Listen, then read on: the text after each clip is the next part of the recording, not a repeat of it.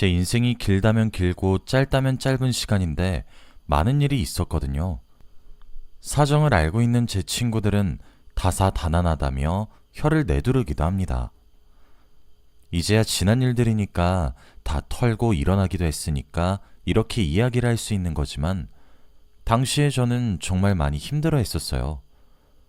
덜도 말고 더도 말고 딱 남들처럼 평범하게 살고 싶은 것이 제 소망이었는데 그 소망을 전 결국 이뤄냈거든요.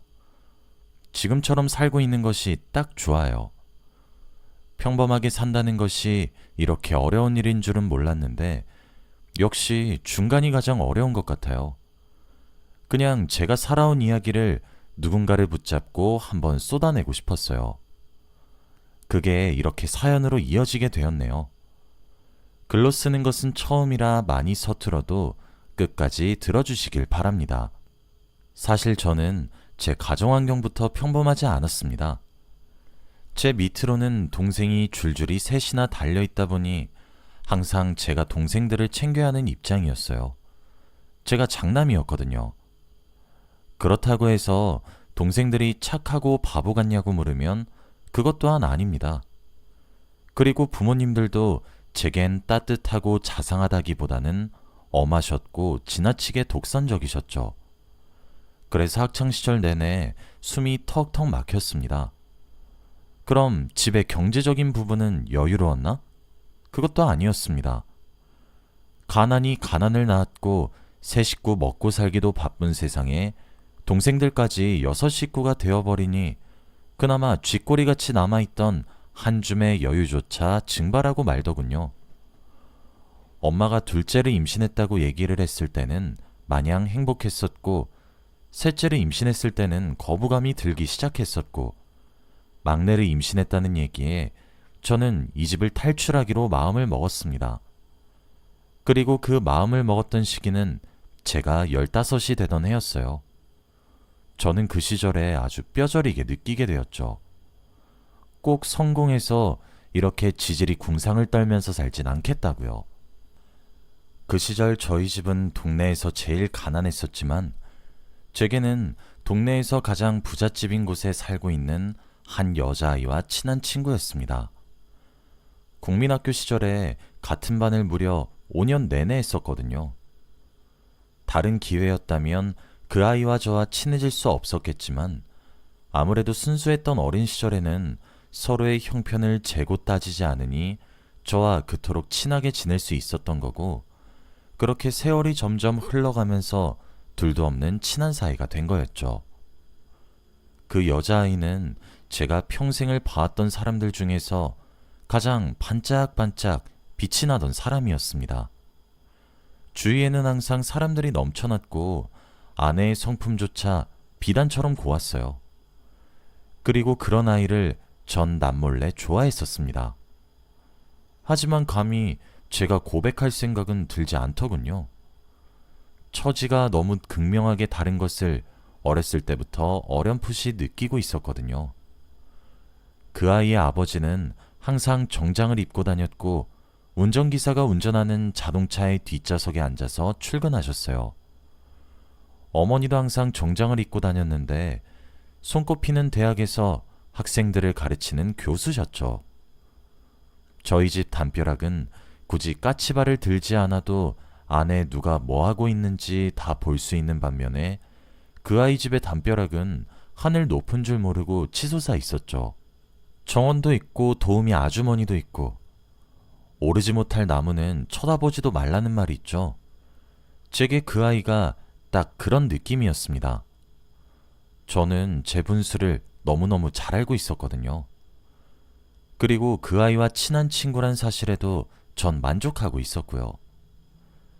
제가 저희 집 때문에 스트레스를 받는 날이면 어김없이 그 아이와 만났어요. 경사처럼 좋은 일도 아닌데 제 이야기를 전부 다 알고 있는 사람은 그 여자아이뿐이었거든요.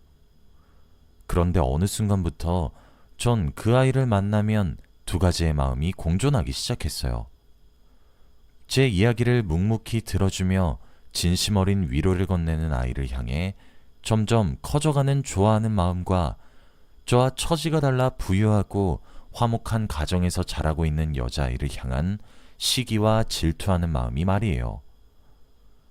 그 아이를 만날 때마다 많은 위로를 받았지만 그만큼 다른 환경에 상처도 받게 되었어요. 저희 아버지는 알코올 중독이셨고 노가다를 통해 하루 벌어 하루 먹고 살았으며 저희 어머니 또한 식당에서 설거지를 하면서 돈을 버셨죠. 솔직히 전 부모님 원망 정말 많이 했습니다. 제게 희생을 강요하는 부모님이 너무 싫었어요. 장남이 되고 싶어서 되나요? 그리고 아이를 제가 만든 건가요? 아이를 돌보는 것은 부모의 책임인데 부모님은 그 역할을 제게 자꾸 미루셨죠. 한창 질풍노도의 사춘기 시절을 보내던 저는 엄마한테 대들었습니다. 이렇게 지지리 궁상 떨면서 살 거면 날 왜 낳았어? 동생들은 왜 낳았냐고. 줄줄이 소세지도 아니고 가난한 형편의 애는 왜 넷씩이나 낳은 거야? 나 이번 주에 엄마 얼굴 처음 봐. 내가 왜 동생들만 돌보면서 치여 살아야 하는 거야? 책임도 제대로 지지 못할 거면서 내가 불쌍하지도 않아? 맨날 김치 올려 김에 밥 싸먹는 것도 지치고 그딴 건 먹기 싫다고 투정 부리면서 우는 동생? 이젠 꼴도 보기 싫다고. 지긋지긋해. 진절머리 난단 말이야. 그때 엄마는 제 뺨을 철썩 때리시더군요.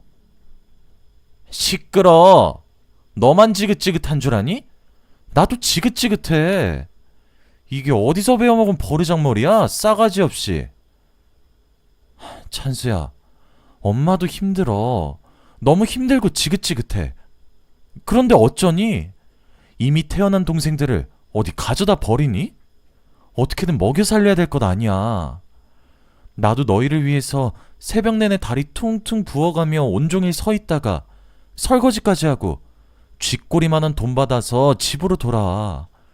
장남인 네가 잘 알잖아. 네가 도와주지 않으면 이 엄마를 대체 누가 도와주니? 정말 끔찍했어요. 그리고 저는 그때 독립을 결심했습니다. 하지만 독립을 하기 위해선 돈이 필요했고 돈을 벌기 위해서는 일을 해야 했어요. 일을 하기 위해서는 성공을 해야 했고 성공을 하기 위해서는 공부를 해야 했죠. 저희 형편의 사교육은 꿈도 꾸지 못했고 그저 제가 할 수 있는 공부는 교과서를 읽고 또 읽는 것들이 전부였죠. 그래서 저는 남들보다 더욱 노력했습니다. 더 악착같이 매달렸고 더 냉정하고 매정해졌습니다. 동생들의 투정도 더는 받아주지 않았고 엄하게 화를 내기도 하면서 최소한의 돌봄만 해주었고 그 부분을 제외하고는 제 공부에만 몰두했어요. 제게 도움을 준 사람은 다름 아닌 앞서 말한 여자아이였습니다. 그 아이는 집에서 쪽집게 과외 선생님께 과외를 받고 요점 정리를 받고 그랬었는데 아무런 대가 없이 그걸 제게도 한 부 더 복사해서 나눠주었거든요. 전 염치 없이 그걸 받아 챙겼습니다. 고마워하면서요. 다행히 저와 제게 많은 도움을 준 부잣집 아갑씨 소연이는 한국에서 세 손가락에 꼽히는 명문대에 입학할 수 있었습니다. 저는 국립대였고 소연이는 사립대였죠. 정말 뛸 듯이 기뻤어요. 저는 한국에서 제일 좋은 대학교에 갔거든요. 악착같이 노력했던 나날들이 헛되지 않았구나. 나도 이제 괜찮은 인생을 살 수 있겠구나. 그런 생각을 하며 두근거리는 마음을 감추지 못했습니다. 저도 수연이도 다니고 있던 학교에 명문대 합격이란 타이틀로 현수막이 걸리기도 했죠. 제가 공부를 잘하는 건 알고 있었는데 이 정도일 줄은 몰랐던 모양인지 부모님도 놀라워하셨어요. 그런데 부모님이 하루는 절 불러 앉히시더군요. 그러시며 한다는 말이 찬수야, 대학을 꼭 가야겠니? 였습니다. 무슨 소리냐고 반문을 했어요. 그랬더니 아버지가 그러셨죠. 네 엄마 말이 100번 맞다. 우리 형편의 대학이 무슨 말이냐? 합격한 건 잘했다만 우리 형편을 생각해야지. 너 뒷바라지 할 돈이 어디 있니? 네 밑에 동생만 셋이야. 그냥 바로 공장이든 뭐든 들어가서 돈 벌어서 가게에 보탬이 되어야지. 우리도 나이가 있잖니. 좀 쉬자. 아들 낳은 덕 좀 보잔 말이야. 그 말을 듣는데 어이가 없더라고요. 내가 공부하는데 손 벌린 적 있어요? 내가 학원을 보내달랬어요? 아님 과외를 시켜달랬어요? 남들은 전교권에서 놀면 집에서 알아서 시켜주는 비싼 교육, 내가 한 번이라도 해달라고 조르기라도 했어요? 이건 순전히 제가 잠 안 자고 악착같이 독하게 버텨서 얻은 결과물이에요. 그런데 뭐라고요? 대학 가지 말고 공장에 들어가서 돈이라도 벌라고요? 동생들 뒷바라지를 왜 내가 해야 되는 건데요? 저도 이딴 집구석 지긋지긋해요. 너무 싫단 말이에요. 왜 자꾸 저한테 희생하라고 하는데요?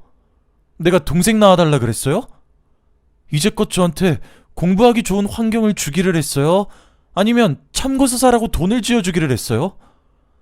나 공부할 때 애들이 다 쓰고 버린 참고서 주워서 썼고, 필기구 살 돈도 없어서 몽땅 연필 버리는 것들 주워서 볼펜대에 끼워서 썼어요.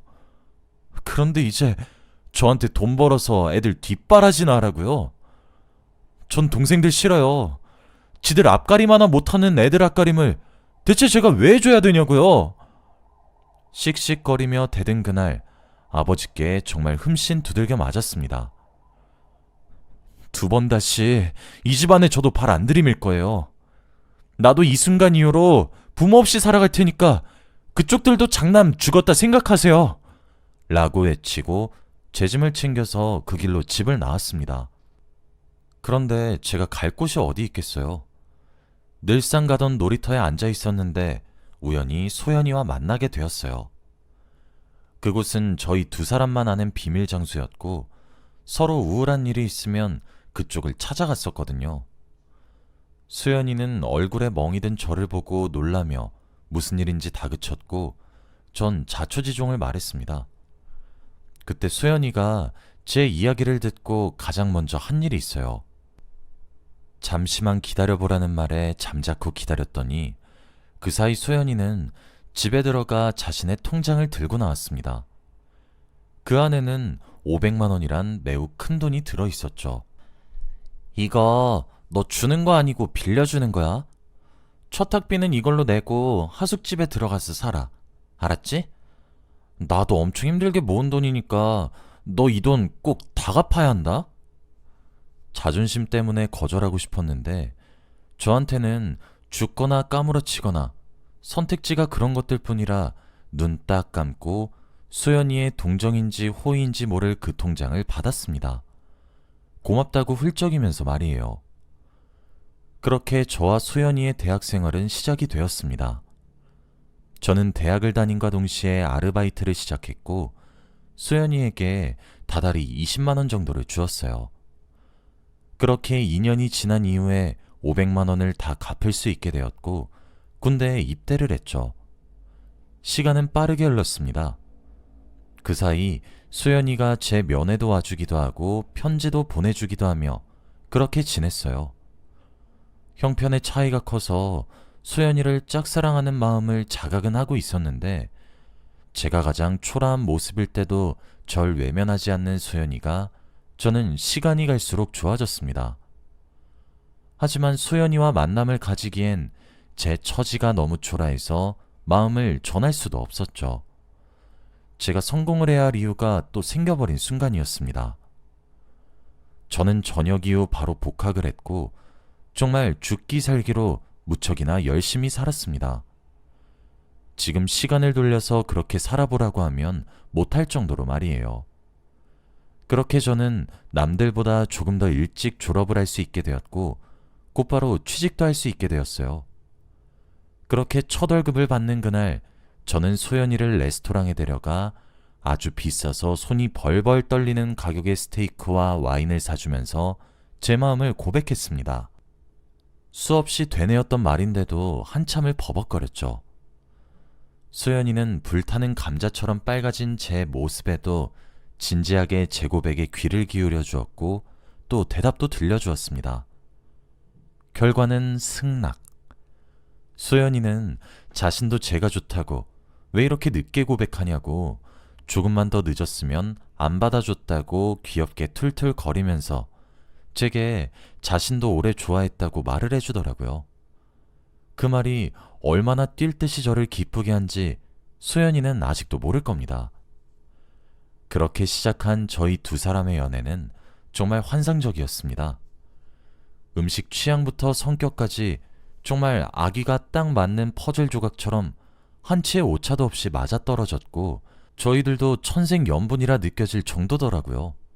또 제가 돈을 벌기 시작하면서 소연이에게 그간 받았던 모든 것들을 곱절로 돌려주기도 했어요. 그럴 때마다 소연이는 손사래를 치면서 과하다고 경고했지만 전 그것도 모자라다고 생각했어요. 그렇게 저희가 30대를 바라보던 어느 순간이었습니다. 저는 어느새 모은 돈으로 하숙집을 떠나 작은 원룸에 전세로 살고 있었어요. 전 그날 저희 집에서 잠을 잔 수연이의 모습이 아침에 눈을 뜨니 제일 먼저 보이더라고요. 그때 그 행복을 놓치고 싶지 않았습니다. 아, 이 여자다 하는 마음이 들기 시작했고 수연이와의 결혼 생활을 꿈꾸기 시작했어요. 그렇게 저는 프러포즈를 하게 되었고 소연이는 다행히 기쁘게 제가 한 프러포즈를 받아주었습니다. 가장 큰 고비를 넘겼더니 또 다른 고비가 절 맞아주더라고요. 바로 소연이의 부모님이셨습니다. 저는 정말 걱정이 많았어요. 너무 크게 느껴지는 집안의 경제적인 격차에 기도 많이 죽었고 게다가 저는 대학에 합격함과 동시에 부모님과의 인연을 거의 끊다시피 하며 집을 뛰쳐나왔으니까요. 소연이는 제게 참 따뜻합니다. 배려도 많이 해주고 항상 절 위해주고 절 도와줄 때에도 제 자존심을 지켜주고 최대한 상처받지 않게 돌려서 행동하거든요. 그런데 인사를 드리러 갔더니 소연이가 누굴 닮아 제게 이렇게 과분한 사람인가 했는데 두 분을 똑 닮았더라고요. 제 사정을 부모님께 무어라 전달한지는 알 수가 없었지만 저를 동정하지도 않았고 저라는 사람 하나만 봐주었습니다. 그게 어딥니까? 저라면 저 같은 놈한테 귀한 딸 줄 수 없다고 할 것 같은데 절 내치지 않으셨으니까요. 아버님께서 제게 담배를 태우러 나가자고 그러시더군요. 우리 소연이가 무척 오냐오냐 자랐고 남들보다 여유로운 형편인 곳에서 태어나 부족함 없이 누릴 것들 다 누리며 살았네. 소연이에게 대충 들어서 자네의 사정을 아예 모르는 것은 아니야. 다만 그 태풍에 우리 딸 휩쓸리지 않게 할 자신은 있느냐 말일세. 사실 난 자네가 별로 마음에 들지 않았었네. 집안의 차이도 그렇지만 몇 년 전에 자네 집을 뛰쳐나오면서 우리 딸 돈을 가져갔다고 하더군. 오죽했음 그랬겠나 싶다가도 우리 딸이 한 푼 두 푼 모은 돈이라 너무 괘씸했네. 아직 소연이는 내가 그 사실을 안다는 것도 몰라. 나도 우연히 소연이 통장을 보고 한 사실이니까. 그런데 나중에 소연이가 결혼할 사람 소개시킨다고 데려오겠다고 하며 자네 사정을 대충 말해주는데 자네 그동안 참 잘 버텼다 싶었다네. 나는 위기를 극복하는 사람이 참 좋네. 그런 사람들은 밑바닥을 치고 올라오는 법을 너무 잘 알고 있거든. 사실 자네 조건? 단 하나도 나랑 우리 아내 눈에 차지 않아. 그건 자네도 잘 알고 있지? 지금 우리 소연이 선자리도 줄기차게 들어오고 그 사람들의 처지가 자네를 훨씬 웃도는 재력가의 사업가에 엄청 많네. 그런데 내가 자네를 사위로 허락하려고 하는 이유는 자네의 악착 같은 면 때문이네. 적어도 우리 딸 고생은 안 시키겠지 싶어서 말이야. 나는 소연이가 끝까지 지금처럼 밝고 행복하게 살기만 했으면 좋겠어. 자네 그렇게 해줄 자신은 있나? 나랑 우리 아내가 바라는 조건은 바로 그거 하나네. 저는 우렁차게 대답했습니다. 네, 자신 있습니다. 제게 소연이가 어떤 존재인 줄 아십니까? 소연이는 제가 가장 초라했던 시절에도 제 곁을 지켜준 사람이에요. 그런 소연이를 위해서라면 제가 뭔들 못하겠습니까? 맹세하겠습니다. 저 정말로 소연이 행복하게 만들 거예요. 그리고 저희 집안과 얽히지도 않게 하겠습니다. 아버님도 싫겠지만 누구보다 제가 귀한 소연이를 저희 집안 사람들과 얽히게 하고 싶지 않습니다. 전 낳아줬다고 부모가 아니라고 생각해요. 사랑을 듬뿍 줘야 부모라고 생각하거든요. 소연이에게 시댁은 없는 것과 마찬가지로 하겠습니다. 절 믿어주세요. 아버님은 한참이나 고민을 하는 듯한 표정을 지으며 담배를 피시다가 저와 소연이의 결혼을 허락해 주셨습니다. 물론 소연이를 행복하게 만들어주라는 신신당부와 함께 말이죠. 그렇게 저와 소연이는 결혼을 하게 되었습니다. 꿈만 같은 생활이 계속되었고 지금은 소연이를 똑 닮은 딸아이 둘을 키우고 있습니다. 제 인생의 대부분을 함께한 이 여자를 지금까지도 진심으로 사랑하고 있어요. 이젠 아내가 된 소연이는 육아도 척척 잘하고 있습니다. 그래서 저희 딸들도 사랑을 많이 받고 자라서 그런지 너무 착하고 예쁘고 바르게 자라고 있어요. 제가 아내를 많이 위하는데 그 모습을 보고 저와 결혼하고 싶다고 제잘거리는 딸들의 모습을 보면 행복해서 죽을 것 같습니다. 또 저는 결혼을 하게 된 이후 아버님이 하시던 사업을 물려받아 가장의 역할을 톡톡히 하고 있습니다. 그리고 장모님과 장인어른을 제 부모님처럼 모시고 있어요. 그래서 그런지 이제 두 분도 저를 사위보다는 아들이라 호칭하시기도 합니다. 누구보다 평범하지 않은 인생이었던 제가 이젠 어렵게 평범한 생활을 유지하고 있어요. 여기까지가 제 사연입니다. 요즘 사는 맛이 너무 납니다. 행복해서 말이에요. 여기엔 대부분 사람들이 고민을 많이 적어 올리곤 하던데 저처럼 이젠 행복해진 사람들도 있다고 말하고 싶어서 이렇게 사연을 보내게 되었습니다. 긴 이야기 들어주셔서 감사합니다. 행복하세요.